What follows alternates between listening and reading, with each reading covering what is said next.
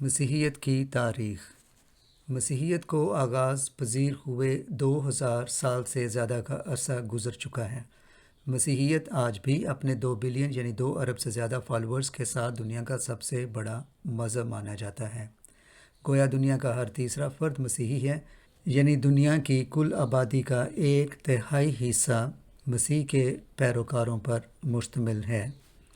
مسیحیت کے ماننے والوں کے 3 بڑے گروہ ہیں، جن میں رومن کیتھولک تقریباً 1.5 بلین اور پروٹسٹنٹ تقریباً 1 بلین یا 1 ارب، اور ان کے علاوہ مشرقی راسخ العقیدہ مسیحی یعنی ایسٹرن اورینٹل آرتھوڈاکس چرچ اور گریک آرتھوڈاکس چرچ کے فالوورز تقریباً 300 ملین کے قریب ہیں۔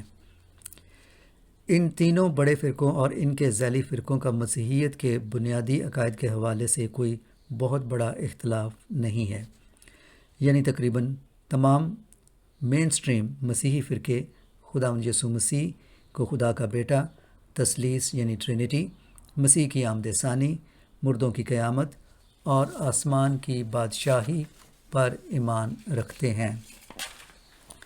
لیکن مسیحیت کا آغاز کب ہوا، کیسے ہوا اور آج کا چرچ موجودہ آرگنائزڈ انسٹیٹیوشن کے طور پر کیسے وجود میں آیا، آئیے دیکھتے ہیں یہ سب کیسے ہوا، کب ہوا اور یہ ساری کہانی کیا ہے۔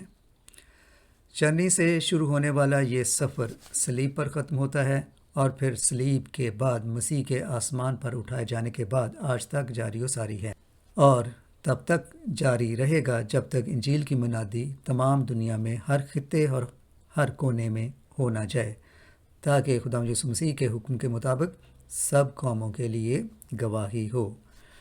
خداوند یسوع المسیح نے اپنے شاگردوں کو یہی گریٹ کمیشن سونپا، جس کا ذکر ہم متی کی انجیل کے آخری باب یعنی 28 باب کی آخری چند آیات میں دیکھتے ہیں۔ مسیح کی مصلوبیت اور جی اٹھنے اور آسمان پر اٹھا لیے جانے کے بعد یروشلم میں شاگردوں پر روح القدس کا نزول ہوتا ہے۔ پطرس رسول ایک پرجوش وعظ کرتے ہیں اور اسی روز تقریباً 3000 لوگ مسیح کو قبول کرتے ہیں۔ یوں مسیح کا پطرس سے یہ وعدہ کہ پطرس ہی وہ پتھر ہوگا جس پر وہ اپنی کلیسیا قائم کریں گے، پورا ہونے کی طرف پہلا قدم ثابت ہوتا ہے۔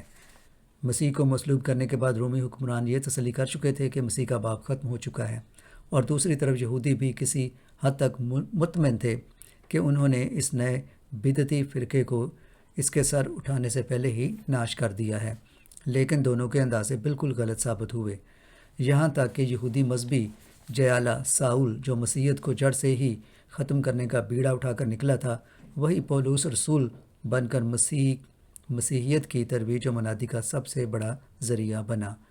یوں مسیحیوں پر مظالم کے پہاڑ ڈھانے اور انہیں اذیت دینے والا خود مسیحیت کی خاطر سب سے بڑا دکھ سہنے والا بن گیا۔ پطرس رسول، پولس رسول اور دیگر شاگردوں اور رسولوں کا تبلیغی کام کا عرصہ کلیسیا کا رسولی دور کہلاتا ہے، جو تقریباً 100 AD تک جاری رہا۔ پولس رسول یروشلم سے نکلے اور روم تک مسیح کے نام کی منادی کرتے چلے گئے۔ کہا جاتا ہے کہ گو کہ پولس رسول کے خطوں سے اس بات کا ثبوت نہیں ملتا، لیکن عین ممکن ہے کہ وہ اسپین تک بھی گئے ہوں۔ 50 AD میں کونسل آف یروشلم میں پولس رسول کی سوچ کے مطابق جیزس فار آل کا نظریہ قبول کیا گیا کہ مسیح صرف یہودیوں کے لیے ہی نہیں بلکہ تمام قوموں کے لیے اور خاص طور پہ جینٹائلز کے لیے بھی تشریف لائے تھے۔ پولس رسول نے یروشلم سے روم تک کا سفر کیا اور 14 چرچز کی بنیاد رکھی۔ پولس رسول کے علاوہ دوسرے شاگردوں اور رسولوں نے یروشلم سے لے کر ترکی، روس، یونان، ہندوستان اور یورپ تک انجیل کی منادی کی۔ انطاکیہ جو کہ موجودہ ترکی ہے، وہاں مسیح کے ماننے والوں کو پہلی بار مسیحی یعنی کرسچن کہہ کر پکارا گیا۔ ترکی میں جگہ جگہ چرچز قائم ہوئے۔ کم و بیش اسی دوران یسوع المسیح کی زندگی اور تعلیمات پر پہلی انجیل یعنی مرکز کی انجیل لکھی گئی۔ بائبل مقدس میں ترتیب کے اعتبار سے یہ دوسری انجیل ہے۔ اس کے بعد 50 سال کے اندر ہی متی کی انجیل، لوکا اور یوحنا کی انجیلیں بھی تحریر میں لائی گئیں۔ گو کے چاروں انجیلوں کے مصنفوں نے اپنے اپنے زاویہ نگاہ سے مسیح کی زندگی اور تعلیمات کا احاطہ کیا ہے، لیکن چاروں انجیلوں کی بنیادی تھیالوجی اور کرسٹالوجی میں کوئی اختلاف نہیں پایا جاتا۔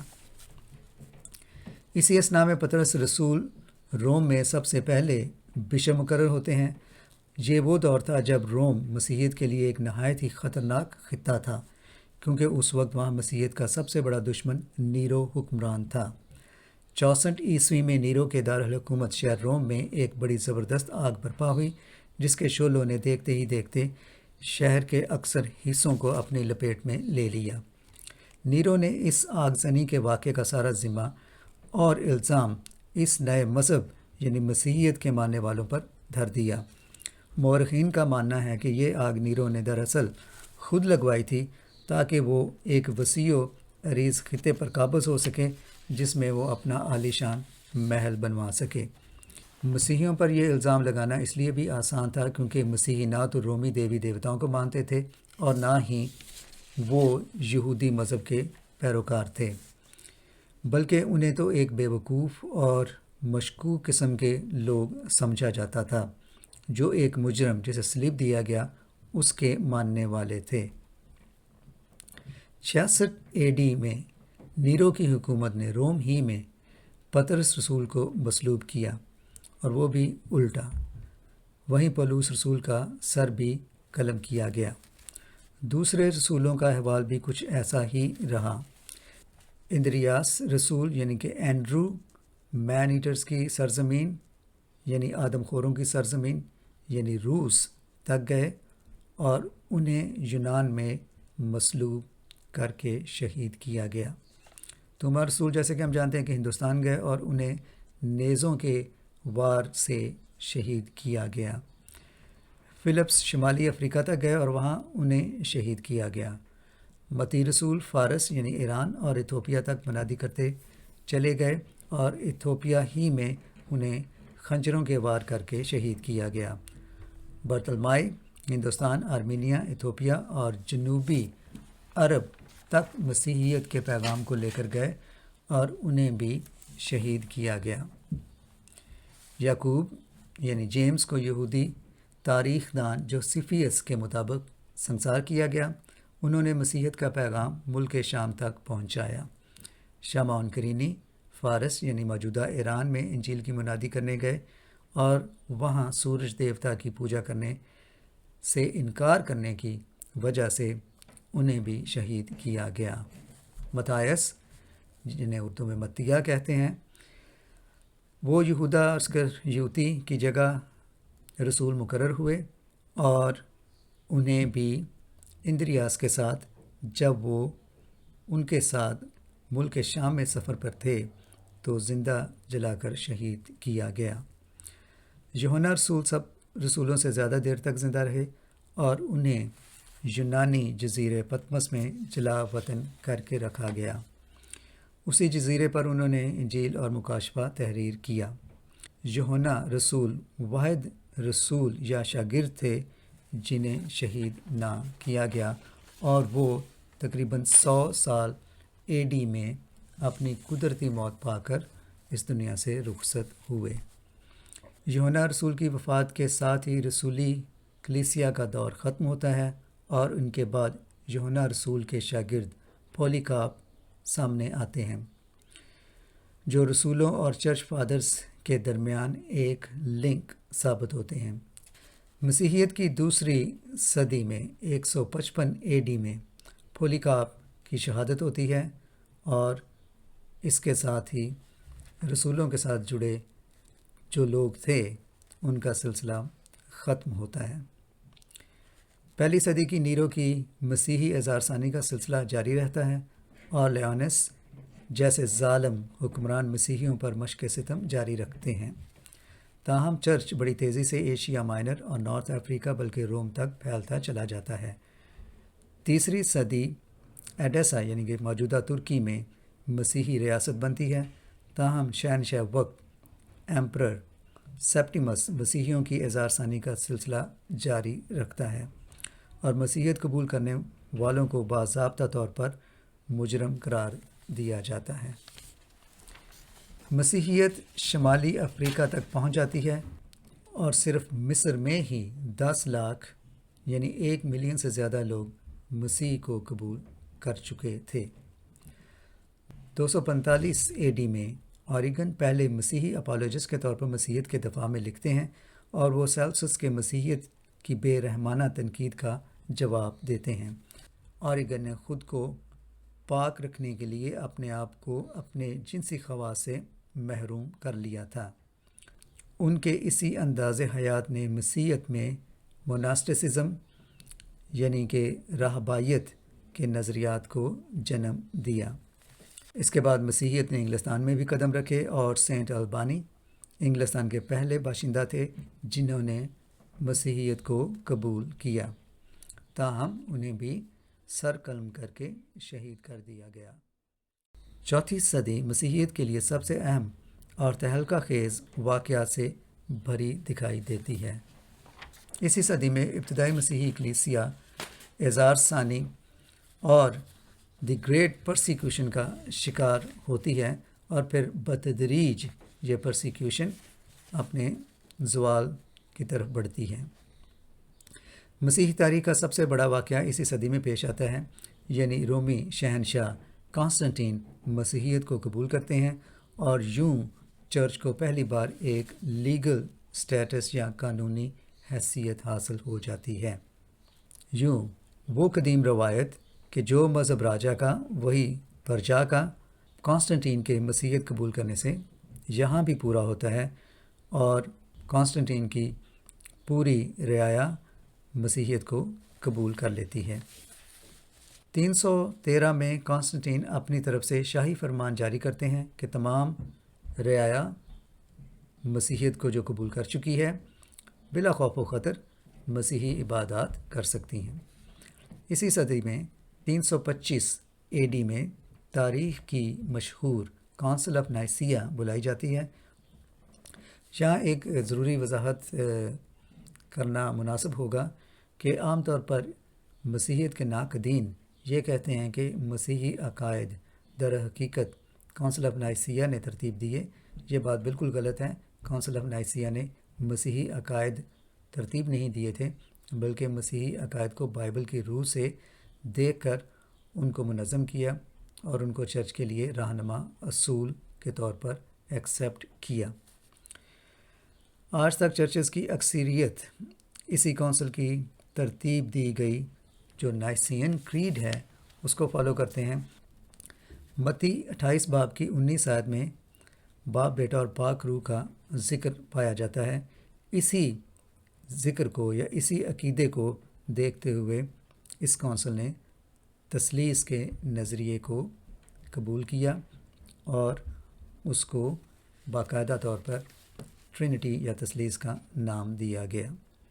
لیکن ٹرینٹی کی تخلیق نائسین کونسل نے نہیں کی جیسے کہ عام طور پہ الزام لگایا جاتا ہے، بلکہ نائسین کونسل نے متی 28 باب کی 19 آیت میں جہاں باپ، بیٹا اور پاک روح کے نام کا ذکر ہے، ناموں کا نہیں بلکہ نام کا، یعنی کہ 3 in 1 یونٹی کا ذکر ہے، اسی کو تثلیث کے نام پر قبول کیا گیا یا اسے یہ ٹرم دی گئی۔ گو کہ کانسٹنٹین نے مسیحیت کو قبول کر کے مسیحی ایمانداروں کے لیے زندگی آسان کر دی، لیکن یہ ایمپرر تھیوڈیس تھے جنہوں نے 379 میں مسیحیت کو روم کا سرکاری مذہب قرار دیا۔ لیکن دوسری طرف مشرق میں 301 اے ڈی میں ٹیگرینس دی گریٹ تھے جنہوں نے آرمینیا کو مشرق کا، بلکہ اگر دیکھا جائے تو ساری دنیا کا پہلا مسیحی ملک قرار دیا۔ آج تک آرمینیا ایک مسیحی ملک ہے، جبکہ اس کا پڑوسی ترکی جو آغاز میں تو مسیحی تھا لیکن بعد میں 15ویں صدی میں سلطنت عثمانیہ کے قبضے میں چلا گیا۔ گو کہ ایمپرر تھیوڈیس نے روم کو باقاعدہ طور پر مسیحی سلطنت قرار دے دیا، لیکن اسی دور میں رومن امپائر 2 حصوں میں بٹ گیا۔ 376 اے ڈی میں اسکینڈینیوین یعنی موجودہ سویڈن، ڈنمارک اور ناروے سے گوتھ قبائل کے لوگ رومن سلطنت میں داخل ہونا شروع ہوئے اور 395 اے ڈی میں تھیوڈیس اول کی وفات کے بعد رومن امپائر اپنی شکست و ریخت کی جانب بڑھنے لگا، یعنی یہاں سے ہی دا فال آف رومن امپائر کا آغاز ہوتا ہے۔ سلطنت روم دو حصوں میں بٹ گئی اور 431 میں چرچ بھی دو دھڑوں میں تقسیم ہو گیا۔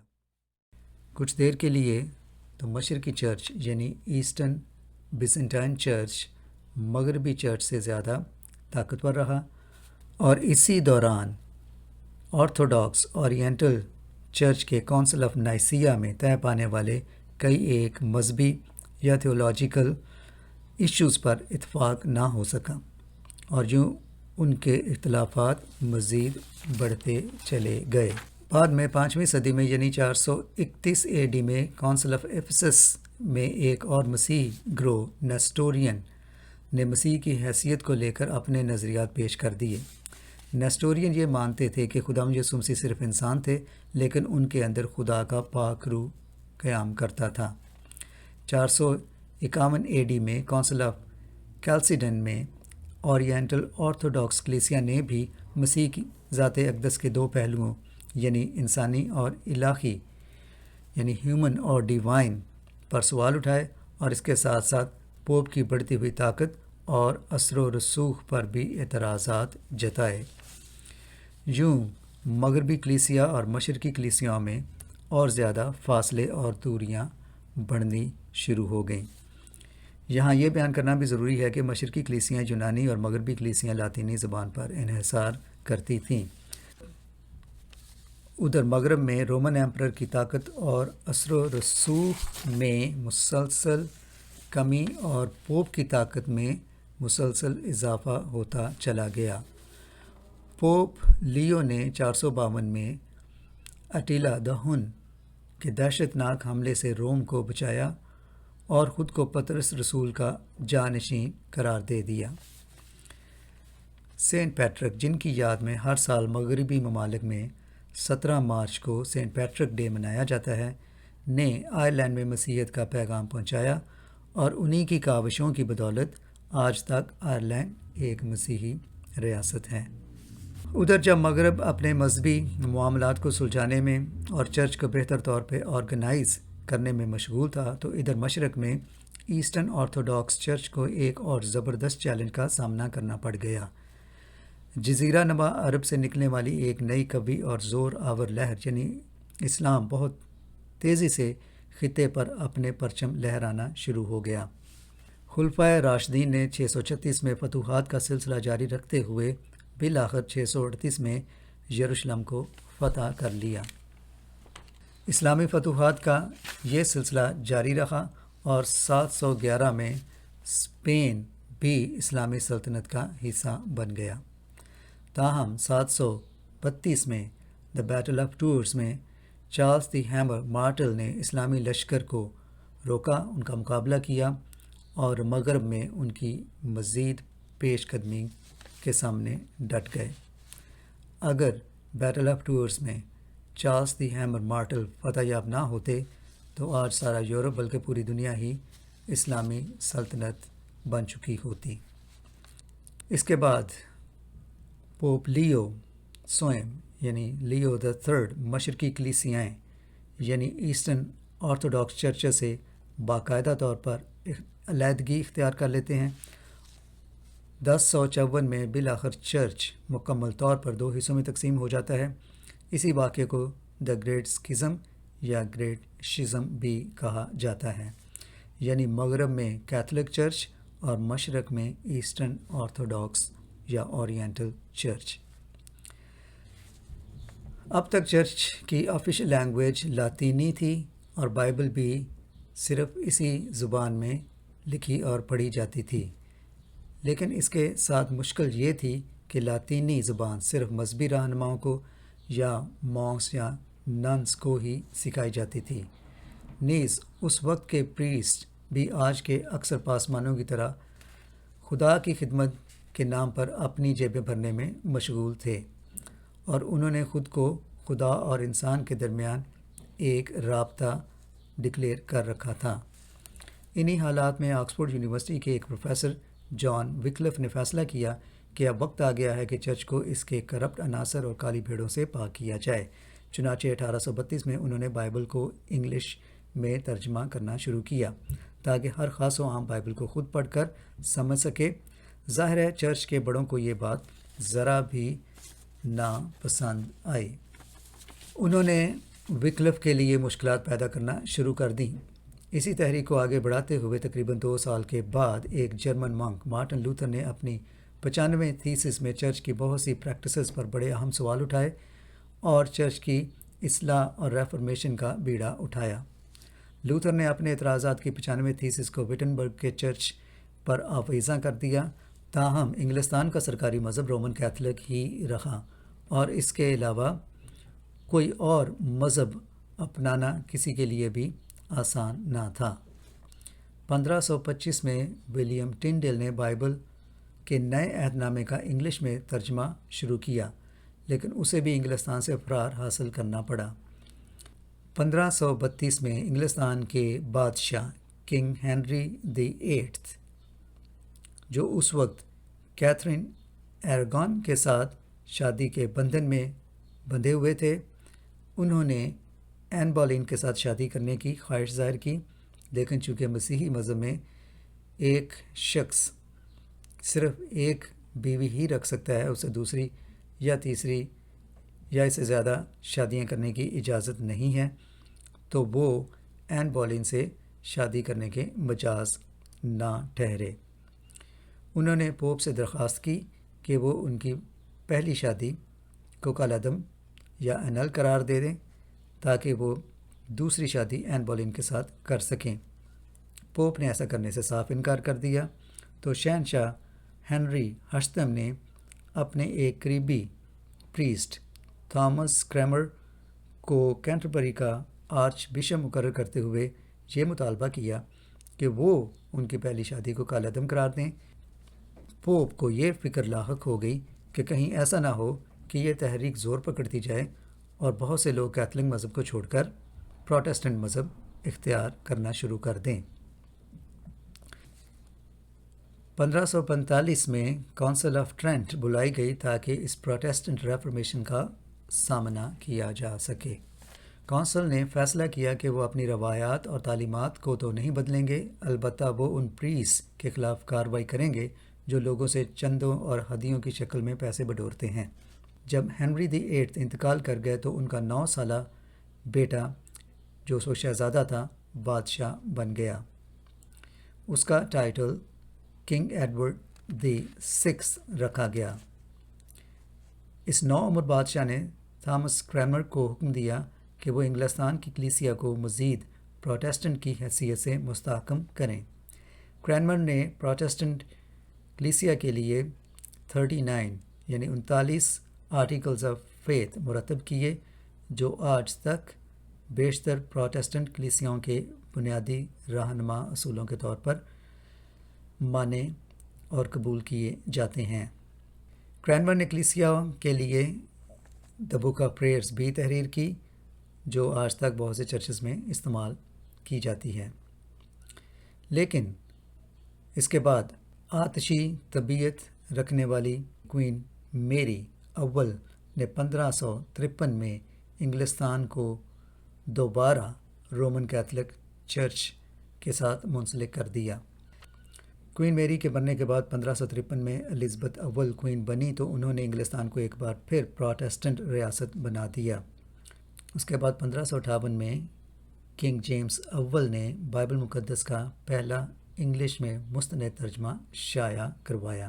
اس کے بعد ہم یہ دیکھتے ہیں کہ گوٹنبرگ نے بائبل مقدس کو وہ پہلی کتاب بنا دیا جسے پرنٹنگ پریس میں باقاعدہ پرنٹ کیا گیا، اور یوں بائبل مقدس کے بے شمار نسخے پوری دنیا میں پھیل گئے۔ تو یہ بائبل مقدس کو اعزاز حاصل ہے کہ وہ پہلی پرنٹ ہونے والی کتاب ہے۔ مغرب سے دنیا بھر میں مسیحی مشنری نکلے اور دنیا کا بیشتر حصہ مسیحیت کے پیغام سے روشناس ہو گیا۔ 1793 میں انگلستان سے ولیم کیری ہندوستان پہنچے اور یوں ان کی سخت محنت کی بدولت اس خطے میں مسیحیت نے اپنے قدم جمانا شروع کیے۔ گو کہ اس سے پہلے تومار رسول مسیحیت کا پیغام لے کر پہلی صدی میں ہی ہندوستان پہنچ چکے تھے، لیکن باوجود ان کی سخت محنت کے وہاں مسیحیت زیادہ پھل پھول نہ سکی۔ گو کہ ولیم کیری کو تقریباً 25 سال لگے کہ وہ ایک پہلے ہندوستانی کو مسیحیت میں کنورٹ کر سکیں، لیکن انہوں نے ہمت نہ ہاری اور بہت سی مصیبتیں اور اپنی خاندانی اذیتیں اور مشکلات جھیلتے ہوئے بھی انہوں نے مسیحیت کو پھیلانے کا کام جاری رکھا اور بائبل کا بہت سی مقامی زبانوں میں ترجمہ بھی کروایا۔ وقت کے ساتھ ساتھ دنیا بھر میں مسیحیت پھیلتی گئی اور چرچز بھی بڑھتے گئے۔ پروٹسٹنٹ چرچ کے مزید فرقے ہوتے گئے، فرقوں در فرقے تقسیم در تقسیم ہوتے چلے گئے، اور آج دنیا بھر میں پروٹسٹنٹ چرچ کے بے شمار فرقے ہیں، اور ان فرقوں کی کتنی تعداد ہیں یہ کہنا مشکل ہے، لیکن سوال صرف یہ پیدا ہوتا ہے کہ اگر آج خدا یسوع مسیح دنیا میں آئیں تو کس چرچ میں جائیں گے؟ تو یہ تھا مسیحیت کا سفر، جو کہ ایک نہایت ہی کٹھن اور مشکل سفر تھا، اور آج بہت سے لوگ مسیحیت کو فور گرانٹڈ لے لیتے ہیں، بائبل کو فور گرانٹڈ لے لیتے ہیں، لیکن نہیں جانتے کہ مسیحیت کا سفر کتنا کٹھن تھا اور بائبل کا ہم تک پہنچنا کس قدر مشکل تھا، اور لوگوں کی کتنی محنت تھی، کتنی قربانیاں تھیں، کتنی اظہار ثانیہ تھی جو لوگوں نے صحیح اور بائبل کو اور مسیحیت کو پوری دنیا میں خدا یسوع مسیح کے حکم کے مطابق پھیلایا۔ یہ تھی مسیحیت کی کہانی، a short history of Christianity. Thank you for watching انجیلی میڈیا۔ چینل کو سبسکرائب کیجئے، دوسروں کے ساتھ اس ویڈیو کو شیئر کیجئے، and God bless you all. We'll be waiting for your feedback. Thank you.